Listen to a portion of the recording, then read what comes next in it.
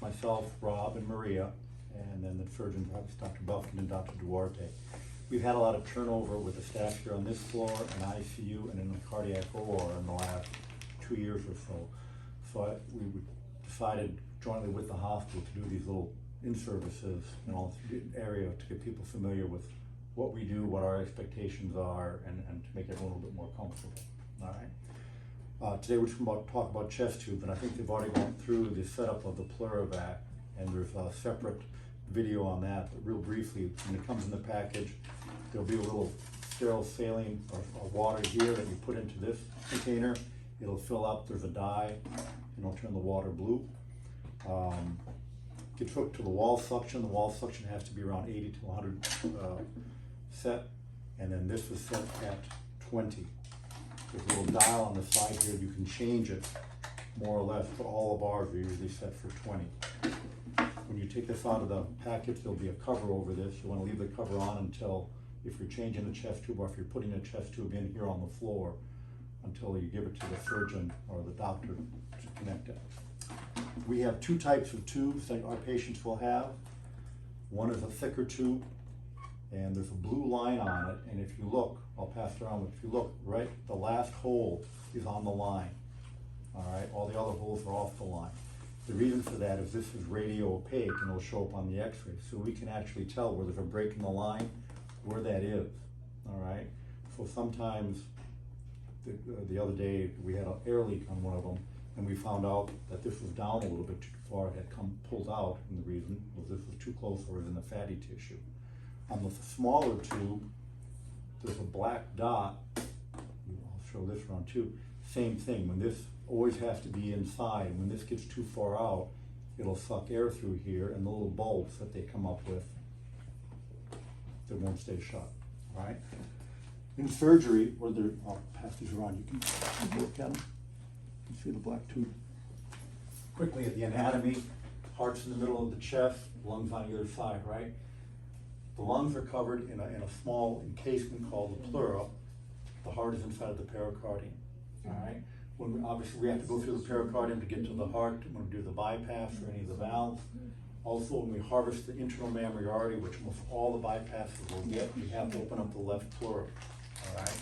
And now that is open. So it's an open space, and we get bleeding, obviously, and the blood will go into the chest.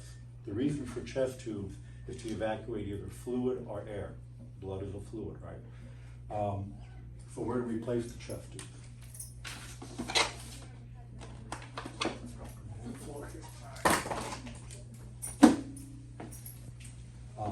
First of all, the bigger chest tubes Dr. Buffkin uses, the smaller one Dr. Duarte uses. What's the difference? They both drain. Some people feel that the bigger tube won't get clotted off. Other people say no, that without having a true lumen on the smaller tube, they have the ridges. When you look at it, they won't get clotted off and a little bit softer. Also, the smaller ones don't hurt as much because it's a smaller hole, and also you can change them to those bulbs, and they don't have to walk around with a little suitcase all the time. Makes it easy to ambulate. Ambulation is important. So one of the tubes always goes, when we open up the pleura, will come in and go down into the left cavity. And the reason we put it down on the bottom is gravity works. So when you get fluid or blood here, it usually occurs in here, right? If you look at an x-ray, a normal x-ray, you'll see this point on the end. Well, when fluid comes, that point becomes blunted, and that's because it's filled up with fluid. All right? The other tube usually goes straight down the middle. Occasionally they'll loop it around, but it's usually in the middle so that it drains the anterior of the mediastinum. Dr. Buffkin will take his tube, it's a thicker tube, and he'll use this one to go over, and this one will go straight. And the reason is, if you look at the thicker tube and you bend it at an acute angle, what happens? It kind of like, it could kink off. So that's why if you make it from the opposite side, it makes it an easier bend. So we set it at 20. Things that can go wrong, obviously, like I just mentioned, if the tubes get too far out, you can get an air leak. When you get an air leak, you see bubbles on here.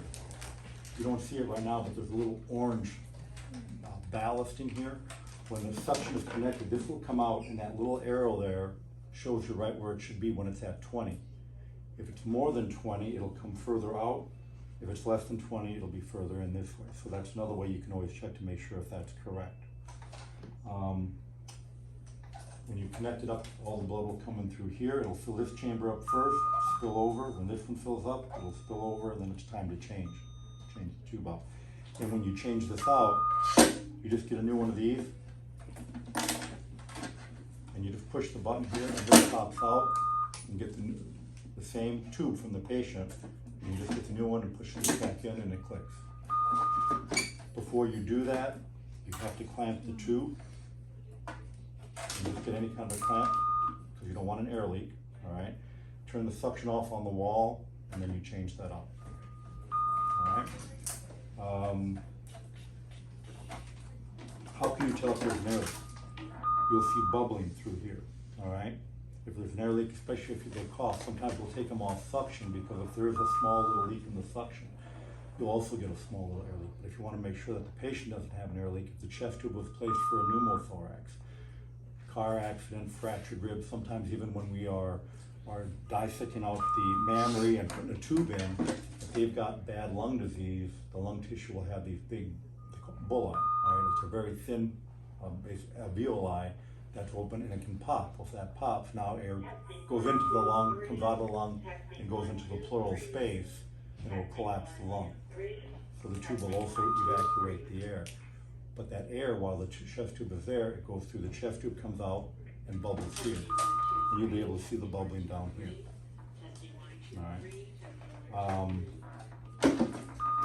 What else? Questions? No? What to do if the chest tube gets clotted? Well, this is mostly for the nurses downstairs, but what they do is they'll milk it.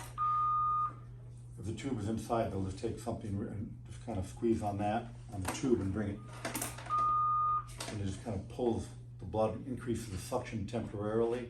If there's a clot in the tube, but most of the time that's done downstairs. By the time they come up here, you shouldn't need to do that.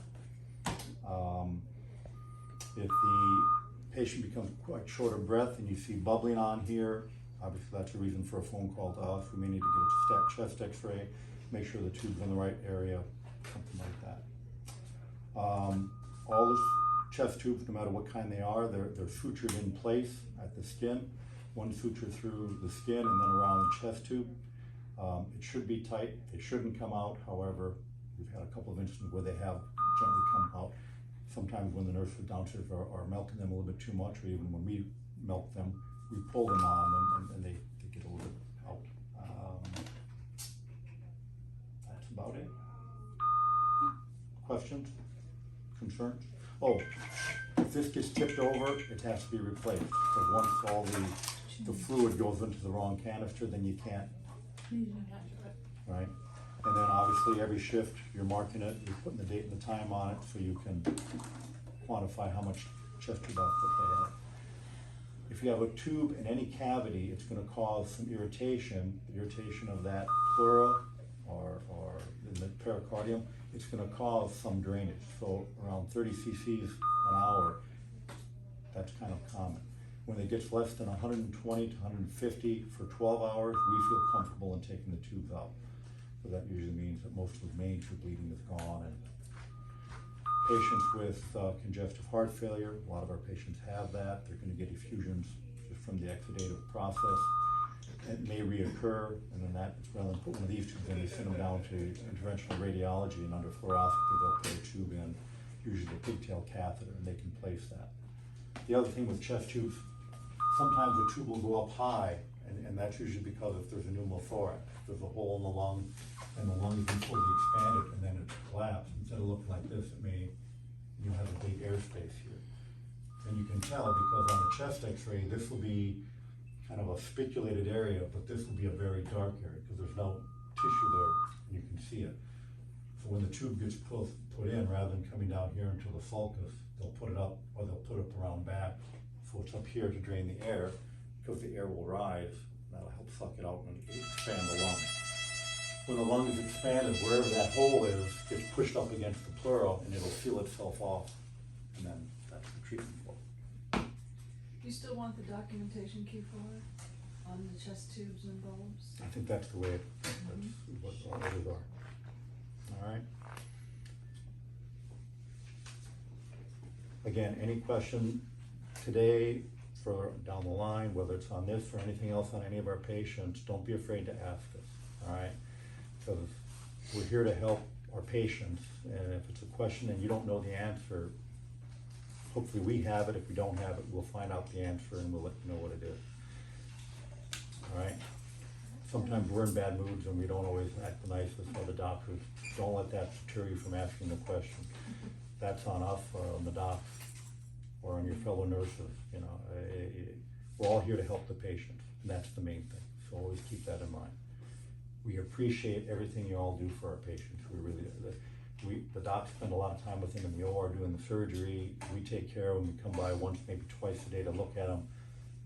Their care is in your hands, and you guys are, in my opinion, the most important part of the team. It's true. Whether it be in heart surgery or anywhere in the hospital, you're the face that they see 12 hours a day. Thank you. Thank you.